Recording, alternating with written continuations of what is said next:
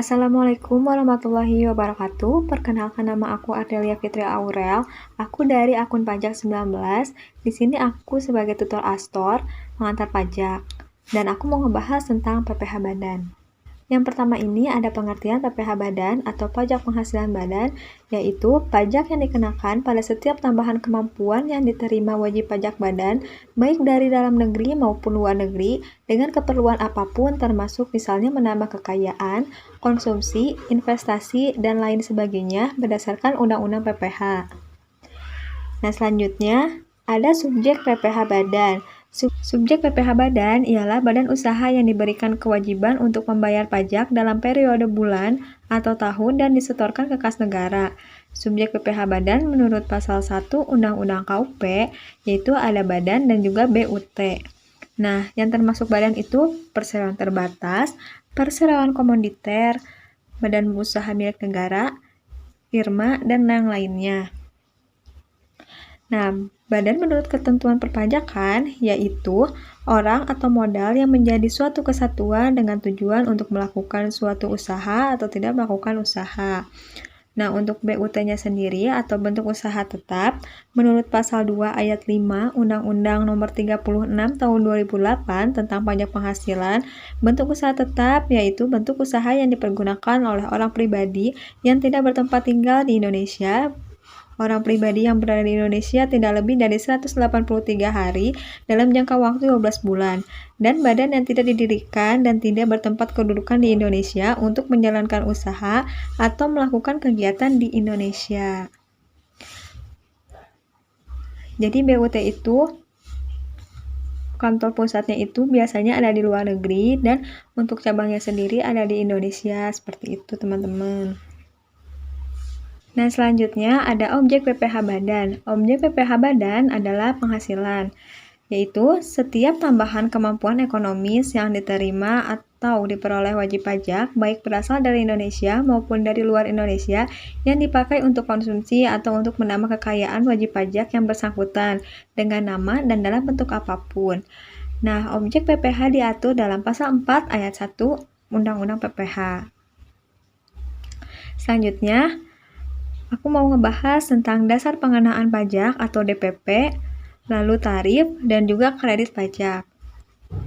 Yang pertama ada DPP atau dasar pengenaan pajak PPh Badan, yaitu dikenakan atas penghasilan kena pajak atau PKP yang diperoleh wajib pajak badan selama tahun berjalan, sebagaimana dimaksud pada pasal 16 ayat 1 Undang-Undang PPh.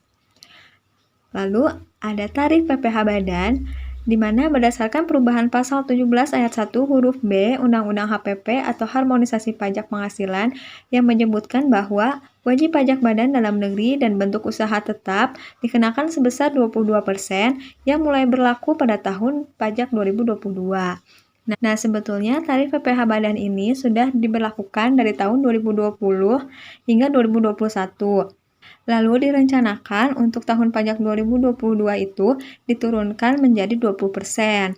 Namun, karena sejalan dengan tren perpajakan global yang mulai menaikkan penerimaan dari PPh dan juga sejalan dengan tren pemulihan ekonomi pasca pandemi, pemerintah membatalkan untuk penurunan tarif PPh Badan ini. Jadi, tarif PPh Badan ini tetap dikenakan 22% hingga seterusnya. Lalu selanjutnya ada ketentuan fasilitas pengurangan tarif. Yang pertama ini ada PPh pasal 17 ayat 1 huruf B, di mana menjelaskan peredaran bruto lebih dari 50 miliar tidak dikenakan tarif insentif. Jadi untuk perhitungannya 22% dikali PKP. Lalu yang kedua, PPh pasal 31E menjelaskan bahwa peredaran bruto kurang dari atau sama dengan 4,8 miliar itu dikenakan tarif insentif sebesar 50% dan dikali tarif PPh Badan sebesar 22% lalu dikali PKP. Lalu yang kedua ada peredaran bruto lebih dari atau sama dengan 4,8 miliar hingga 50 miliar. Itu PKP ada yang memperoleh fasilitas dan juga tidak memperoleh fasilitas. Untuk yang memperoleh fasilitas itu dikenakan tarif insentif sebesar 50% lalu dikali 22% dan dikali PKP yang memperoleh fasilitas. Lalu ditambah 22% dikali PKP yang tidak memperoleh fasilitas.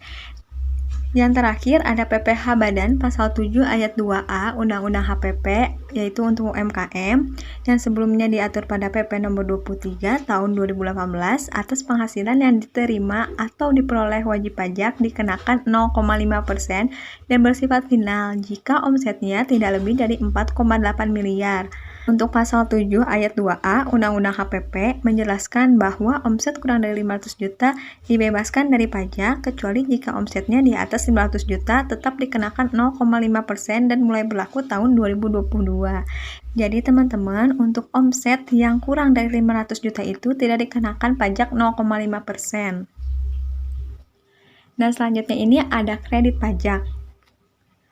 Pasal 28 Undang-Undang PPh menjelaskan kredit pajak yaitu jumlah pajak yang sudah dibayarkan.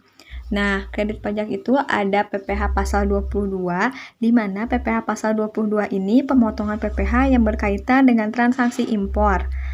Lalu, yang kedua ada PPh pasal 23, di mana PPh pasal 23 ini berkaitan dengan pemotongan PPh dari dividen, royalti, sewa, hadiah, penghargaan, dan yang lainnya yang tidak dipotong oleh PPh pasal 21.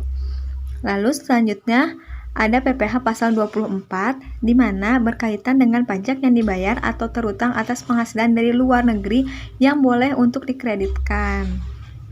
Untuk PPh pasal 25 yaitu pajak yang dibayarkan setiap bulan sebagai cicilan pajak tahunan yang harus dibayar. Jadi kredit pajak PPh pasal 25 itu biasanya yang sudah dibayarkan sendiri oleh WP. Nah, lalu ada PPh pasal 26 ayat 5, yaitu berkaitan dengan pemotongan pajak atas subjek pajak luar negeri badan yang menjadi subjek pajak dalam negeri atau bentuk usaha tetap. Nah, jadi teman-teman, biasanya di soal itu udah diketahui kredit pajaknya kayak PPh pasal 22 berapa, PPh pasal 23-nya berapa, PPh pasal 24-nya berapa, dan seterusnya. Itu tuh udah diketahui, jadi nggak perlu dikaliin lagi dengan tarifnya kayak gitu. Nah, di sini aku punya soal di mana PT Indasheria bergerak di bidang perdagangan dalam tahun pajak 2021 memiliki penghasilan bruto sebesar 40 miliar, penghasilan neto sebesar 4,5 miliar. Lalu terdapat kompensasi kerugian tahun sebelumnya sebesar 500 juta. Berapa PPh badan yang harus disetorkan oleh PT Indasheria? Kita hitung ya, teman-teman. Nah, yang pertama, penghasilan neto kita tulis 4,5 miliar. Lalu tadi di soal disebutin bahwa ada kompensasi kerugian sebesar 500 juta. Nah, kompensasi kerugian ini teman-teman bisa dikompensasi selama 5 tahun. Nah, lalu kita hitung PKP-nya. PKP ini diperoleh dari pengurangan 4,5 miliar dikurangi kompensasi sebesar 500 juta, didapat 4 miliar. Nah, selanjutnya kita hitung PKP-nya. Karena tadi penghasilan brutonya itu 40 miliar, jadi PKP-nya ini kita hitung dari bagian perolehan bruto yang memperoleh fasilitas dan juga PKP dari bagian perolehan bruto non-fasilitas. Perhitungannya seperti ini. 4,8 miliar dibagi 40 miliar dikali PKP-nya sebesar 4 miliar, didapat 480 juta. Lalu kita hitung nih PKP dari bagian perolehan bruto non-fasilitas. Nah, perhitungannya itu PKP dikurangi PKP yang memperoleh fasilitas. Nah, perhitungannya ini PKP dikurangi PKP yang memperoleh fasilitas, yaitu 4 miliar dikurangi 480 juta, didapat 3 miliar 520 juta. Nah, kita hitung nih PPh terutangnya. Untuk PKP yang memperoleh fasilitas, perhitungannya itu 50% dikali 22% dikali 480 juta, dan didapat 52 juta 800 ribu. Lalu, kita hitung PKP yang non-fasilitas. Perhitungannya itu 22% dikali 3 miliar 520 juta, didapat 774 juta 400 ribu. Lalu kita jumlahin, didapat 827 juta 200 ribu. Nah, di sini ada kredit pajak katanya. Kredit pajaknya itu ada PPh pasal 22, 23, dan 25. Nah, biasanya itu kredit pajak dijabarin. Kayak misalnya PPh pasal 22-nya sekian, 23-nya sekian, dan 25-nya sekian. Tapi di sini aku jumlahin semua, didapat 50 juta kredit pajaknya. Lalu hasilnya ini, lalu kita hitung PPh terutang dikurangi kredit pajak, didapat 777.200.000. Dan di sini disebutin katanya PPh kurang bayar atau PPh pasal 29.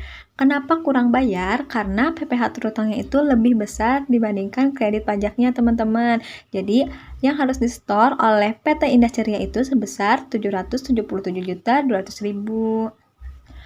Nah, cukup sekian paparan dari aku. Kalau ada yang masih bingung, bisa langsung chat aku atau di grup. Terima kasih, semangat!